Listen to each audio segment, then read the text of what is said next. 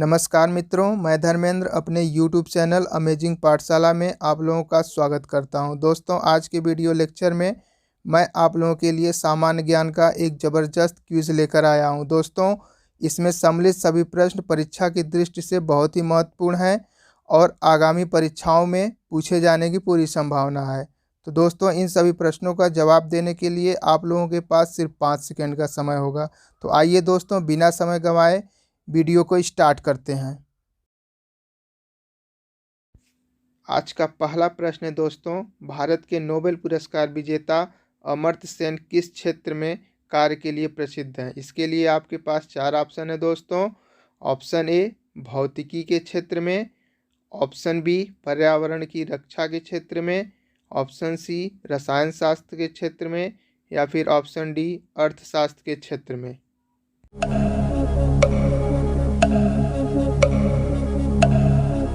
इस प्रश्न का बिल्कुल सही जवाब होगा दोस्तों ऑप्शन डी अर्थात अर्थशास्त्र। जी हाँ दोस्तों, भारत के नोबेल पुरस्कार विजेता अमर्त्य सेन अर्थशास्त्र के क्षेत्र में विशेष रूप से प्रसिद्ध हैं। दोस्तों, अर्थशास्त्र के क्षेत्र में योगदान देने के लिए ही इन्हें 1998 में नोबेल पुरस्कार से नवाजा गया।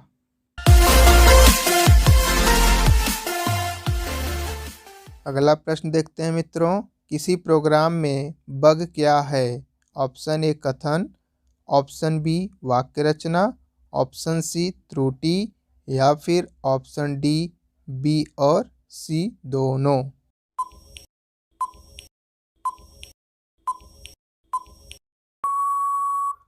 इसका सही जवाब होगा दोस्तों ऑप्शन सी अर्थात त्रुटि। जी हाँ दोस्तों, किसी प्रोग्राम में बग त्रुटि को कहा जाता है। दोस्तों, कंप्यूटर की भाषा में जब कोई त्रुटि या गलती होती है तो उसे बग कहा जाता है। नेक्स्ट क्वेश्चन है, जीवन की उत्पत्ति किस काल में हुई थी? Option A Paleozoic, option C Cenozoic, option C Mesozoic, या फिर ऑप्शन डी प्री कैम्ब्रियन युग में।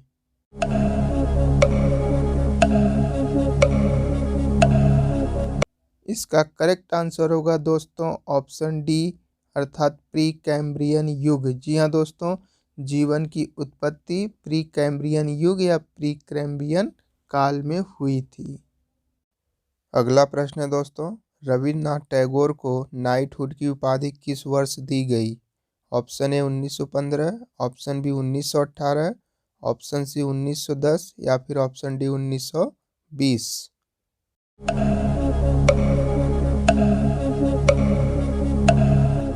इस प्रश्न का बिल्कुल सही जवाब होगा दोस्तों ऑप्शन ए अर्थात 1915। जी हाँ दोस्तों, रविन्द्रनाथ टैगोर को 1915 में ब्रिटिश सरकार द्वारा नाइटहुड की उपाधि दी गई थी दोस्तों, जिसको इन्होंने 13 अप्रैल 1919 को जलियांवाला बाग हत्याकांड की घटना से दुखी होकर इन्होंने इस उपाधि को वापस कर दिया था। दोस्तों, एक बात और इनके बारे में आप लोगों को जानना चाहिए कि 1913 में इन्हें साहित्य का नोबेल पुरस्कार इनकी अपनी रचना गीतांजलि के लिए भी मिला था। नेक्स्ट क्वेश्चन है, ओजोन परत के क्षरण में क्लोरोफ्लोरोकार्बन का मुख्य स्रोत क्या है? ऑप्शन ए दूषित जल, ऑप्शन बी वृक्ष, ऑप्शन सी रेफ्रिजरेटर, या फिर ऑप्शन डी केरोसिन।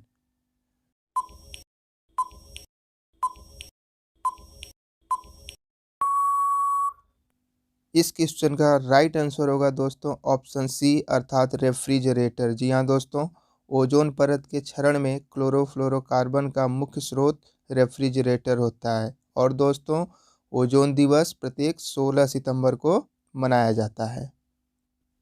अगला प्रश्न है दोस्तों आप लोगों के लिए, विधान परिषद में राज्यपाल द्वारा कितने सदस्य मनोनीत होते हैं? Option A 1/3, option B 1/4, option C 5वां भाग, या फिर ऑप्शन डी 6ठा भाग।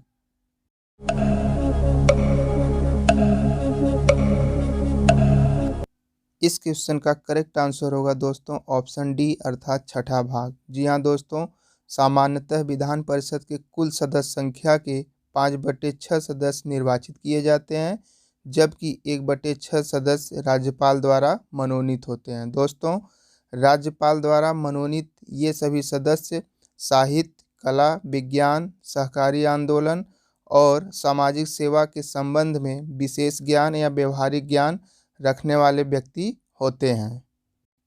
अगला प्रश्न है दोस्तों आप लोगों के लिए, विधानसभा संरचना में किसी भी राज्य की विधानसभा में अधिकतम सदस्यों की संख्या कितनी हो सकती है? Option A 250, option B 500, option C 750 या फिर ऑप्शन डी 545।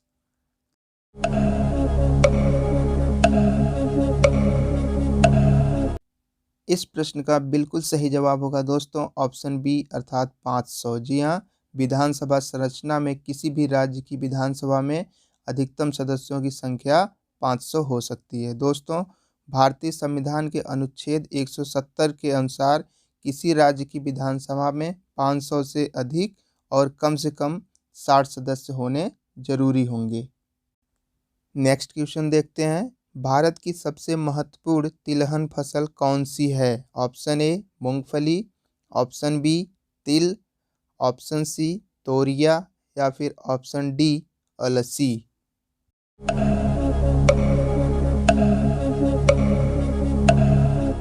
इस प्रश्न का सही जवाब होगा दोस्तों ऑप्शन ए अर्थात मूंगफली। जी हाँ दोस्तों, भारत की सबसे महत्वपूर्ण तिलहन फसलों में मूंगफली है। दोस्तों, मूंगफली सबसे ज़्यादा उत्पादन गुजरात में होती है और दोस्तों इसे गरीबों का काजू भी कहा जाता है।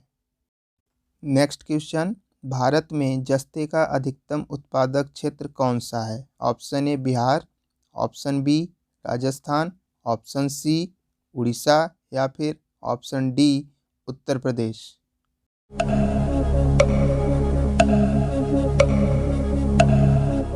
इस प्रश्न का बिल्कुल सही जवाब होगा दोस्तों ऑप्शन बी अर्थात राजस्थान। जी हाँ, भारत में जस्ते का अधिकतम या सबसे ज़्यादा उत्पादक करने वाला क्षेत्र राजस्थान है। दोस्तों, राजस्थान की राजधानी जयपुर है और दोस्तों राजस्थान क्षेत्रफल की दृष्टि से भारत का सबसे बड़ा राज्य है। इसका कुल क्षेत्रफल दोस्तों 3,42,239 वर्ग किलोमीटर है।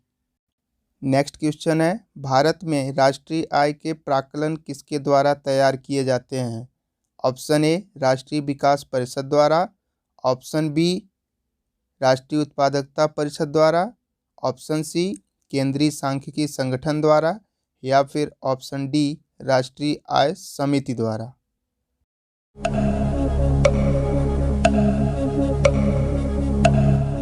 इसका बिल्कुल सही जवाब होगा दोस्तों ऑप्शन सी केंद्रीय सांख्यिकी संगठन द्वारा। जी हाँ दोस्तों, भारत में राष्ट्रीय आय के प्राक्कलन केंद्रीय सांख्यिकी संगठन द्वारा तैयार किए जाते हैं। दोस्तों, केंद्रीय सांख्यिकी संगठन ने सबसे पहली बार राष्ट्रीय आय के आंकड़े वर्ष 1956 में प्रदर्शित किए थे या फिर जारी किए थे।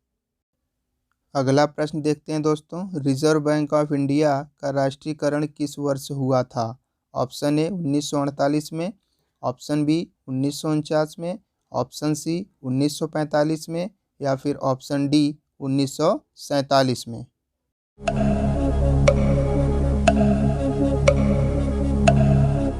इसका बिल्कुल सही जवाब होगा दोस्तों ऑप्शन बी अर्थात 1949। जी हाँ दोस्तों, रिजर्व बैंक ऑफ इंडिया का राष्ट्रीयकरण 1949 में हुआ था। दोस्तों, रिजर्व बैंक ऑफ इंडिया को शॉर्ट में आरबीआई भी कहा जाता है और दोस्तों इसकी स्थापना 1 अप्रैल 1935 की हुई थी और दोस्तों रिजर्व बैंक ऑफ इंडिया एक केंद्रीय बैंक है।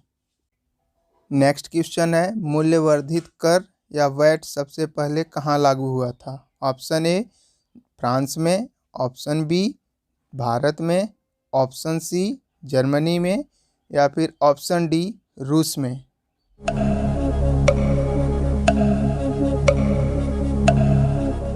इस प्रश्न का सही जवाब होगा दोस्तों ऑप्शन ए अर्थात फ्रांस में। जी हाँ दोस्तों, मूल्यवर्धित कर या वैट सबसे पहले फ्रांस में 1954 को लागू हुआ था। वहीं भारत की बात करें दोस्तों तो भारत में मूल्यवर्धित कर या वैट 1 अप्रैल 2005 को लागू हुआ था और हरियाणा भारत का पहला ऐसा राज्य था जिसने वैट को लागू किया था।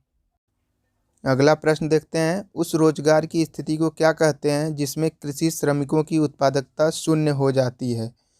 ऑप्शन ए ढांचागत बेरोजगारी, ऑप्शन बी मौसमी बेरोजगारी, ऑप्शन सी चक्रीय बेरोजगारी या फिर ऑप्शन डी प्रच्छन्न बेरोजगारी।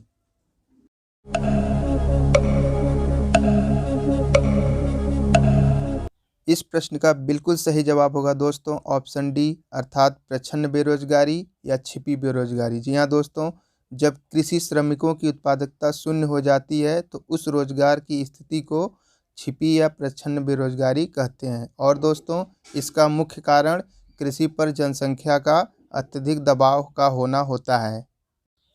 अगला प्रश्न है दोस्तों आप लोगों के लिए, अशोक की प्रशासनिक नीति में भारी परिवर्तन किस घटना से आया था? ऑप्शन ए तीसरा बौद्ध परिषद, ऑप्शन बी कलिंग युद्ध, ऑप्शन सी बौद्ध धर्म को अपनाने से या फिर ऑप्शन डी उपर्युक्त में से कोई नहीं।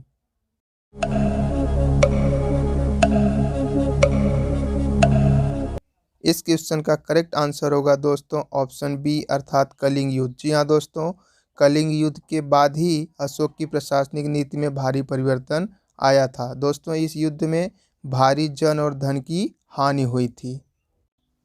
नेक्स्ट क्वेश्चन, महाबलीपुरम के सप्त पैगोडा किसके द्वारा संरक्षित कला के साक्षी हैं? ऑप्शन ए पांड्यों द्वारा, ऑप्शन बी चोलों द्वारा, ऑप्शन सी पल्लवों द्वारा या फिर ऑप्शन डी चेरों द्वारा।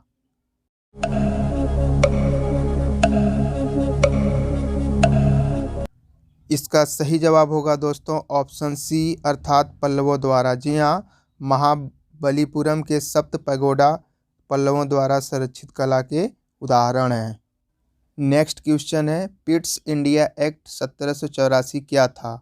ऑप्शन ए अध्यादेश, ऑप्शन बी संकल्प, ऑप्शन सी श्वेत पत्र या फिर ऑप्शन डी इनमें से कोई नहीं।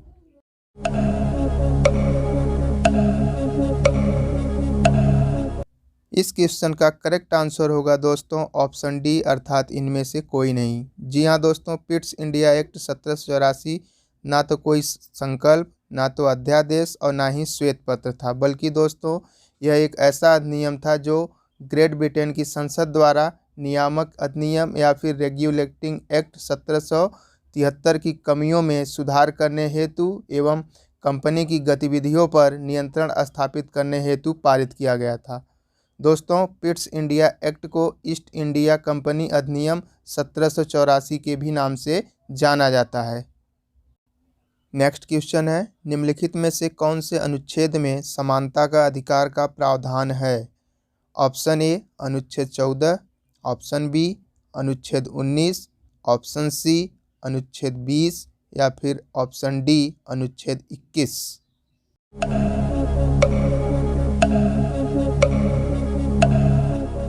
इसका बिल्कुल सही जवाब होगा दोस्तों ऑप्शन ए अर्थात अनुच्छेद 14। जी हाँ दोस्तों, भारतीय संविधान में समता या समानता का अधिकार मौलिक अधिकारों के अंतर्गत अनुच्छेद 14 से 18 के मध्य वर्णित हैं। दोस्तों, अनुच्छेद 14 में विधि के समक्ष समानता का अधिकार का प्रावधान बताया गया है। अगला प्रश्न है दोस्तों, राज्यसभा के लिए सदस्यों को नामित करने का अधिकार निम्नलिखित में से किसको है? ऑप्शन ए लोकसभा अध्यक्ष को, ऑप्शन बी राष्ट्रपति को, ऑप्शन सी प्रधानमंत्री को या फिर ऑप्शन डी न्यायपालिका को।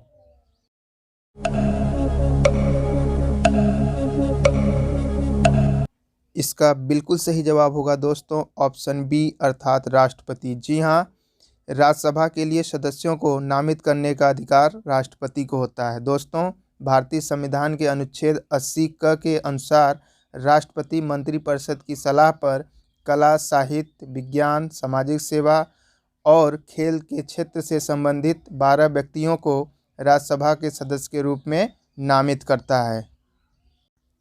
अगला प्रश्न है, भारत के उपराष्ट्रपति का चुनाव किसके द्वारा किया जाता है? ऑप्शन ए राज्यसभा के सदस्यों द्वारा, ऑप्शन बी लोकसभा के सदस्यों के द्वारा, ऑप्शन सी संसद और राज्य विधानमंडलों के सदस्यों द्वारा या फिर संसद के सदस्यों द्वारा।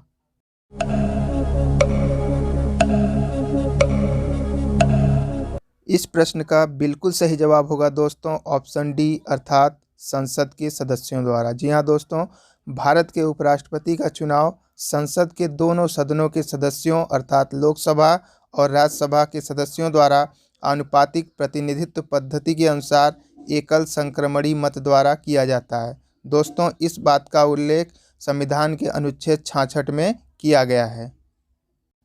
नेक्स्ट क्वेश्चन है मित्रों, किस सदन में अध्यक्ष उस सदन का सदस्य नहीं होता है? Option A Lok Sabha, option B Rajya Sabha, option C Vidhan Sabha या फिर ऑप्शन डी विधान परिषद।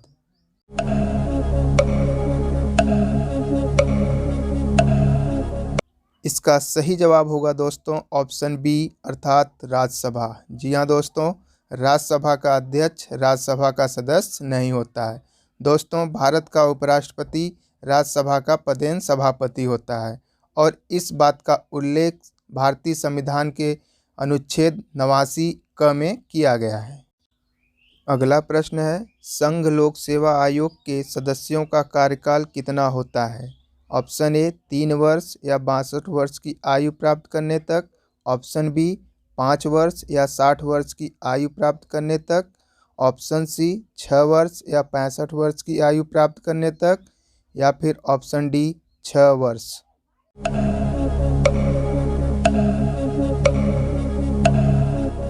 इसका बिल्कुल सही जवाब होगा दोस्तों ऑप्शन सी अर्थात 6 वर्ष या 65 वर्ष की आयु प्राप्त करने तक। जी हाँ दोस्तों, संघ लोक सेवा आयोग के सदस्यों का कार्यकाल संविधान के अनुच्छेद 316 के अनुसार पद ग्रहण करने की तिथि से 6 वर्ष की अवधि तक या 65 वर्ष की आयु प्राप्त कर लेने तक माना जाता है और दोस्तों इनमें से जो पहले होता है उसी को प्रभावी मान लिया जाता है। नेक्स्ट क्वेश्चन है, राज्यों को भाषाई आधार पर कब पुनर्गठित किया गया था? ऑप्शन ए 1948 में, ऑप्शन बी 1956 में, ऑप्शन सी 1966 में या फिर ऑप्शन डी 1950 में।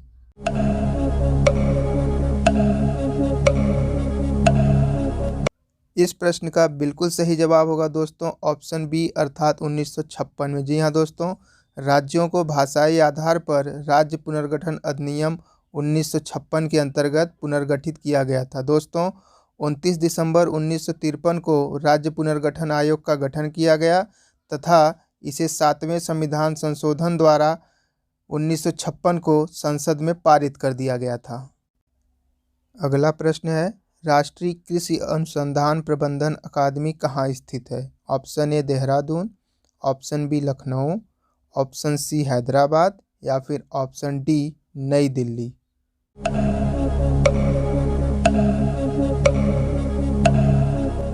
इसका बिल्कुल सही जवाब होगा दोस्तों ऑप्शन सी अर्थात हैदराबाद। जी हाँ दोस्तों, राष्ट्रीय कृषि अनुसंधान प्रबंधन अकादमी हैदराबाद में स्थित है। दोस्तों, राष्ट्रीय कृषि अनुसंधान प्रबंधन अकादमी की स्थापना भारतीय कृषि अनुसंधान परिषद द्वारा 1976 में हैदराबाद में की गई थी और दोस्तों ये संस्था कृषि शिक्षा एवं अनुसंधान में प्रबंधन के लिए कार्य करती है। अगला प्रश्न है, पानी की बूंदों का तैलीय पृष्ठ पर न चिपकने का क्या कारण होता है? ऑप्शन ए पृष्ठ तनाव, ऑप्शन बी आसंजक बल का अभाव, ऑप्शन सी तेल की अपेक्षा जल हल्का होता है या फिर ऑप्शन डी इनमें से कोई नहीं।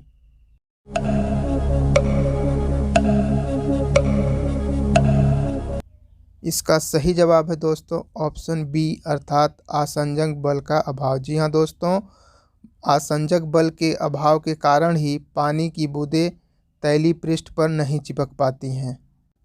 आगे देखते हैं दोस्तों, निम्नलिखित में से स्टार्च किससे संबंधित है? ऑप्शन ए ग्लूकोज से, ऑप्शन बी फ्रक्टोज से, ऑप्शन सी सुक्रोज से या फिर ऑप्शन डी गैलेक्टोज से।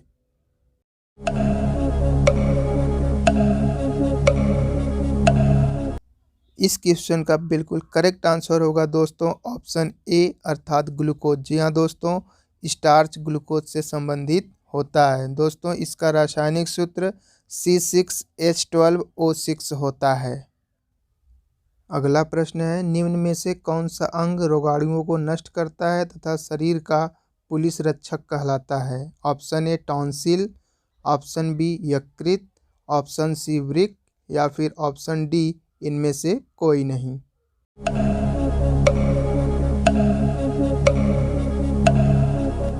इसका सही जवाब होगा दोस्तों ऑप्शन बी अर्थात यकृत। जी हाँ, यकृत रोगाणुओं का विनाश करता है तथा शरीर का पुलिस रक्षक कहलाता है। अगला प्रश्न है दोस्तों, निम्न में से वायरस से होने वाला रोग कौन सा है? Option A diphtheria, option B typhoid, option C हैजा या फिर ऑप्शन डी इन्फ्लुएंजा।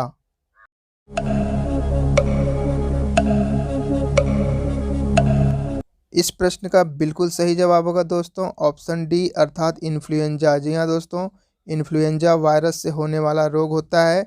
दोस्तों इसे फ्लू भी कहा जाता है और दोस्तों इन्फ्लुएंजा मिंसो नामक वायरस से होता है। दोस्तों इस प्रकार से हमने सामान्य ज्ञान के महत्वपूर्ण बहुविकल्पी प्रश्नों का अध्ययन किया। दोस्तों ये सभी प्रश्न परीक्षा के पॉइंट ऑफ व्यू से बहुत ही महत्वपूर्ण थे। तो दोस्तों मुझे उम्मीद है ये वीडियो आप लोगों को पसंद आया है। तो दोस्तों यदि ये वीडियो आप लोगों को पसंद आया तो प्लीज़ वीडियो को लाइक करें, दोस्तों के साथ शेयर करें और अभी तक आप लोगों ने अगर चैनल नहीं सब्सक्राइब किया है तो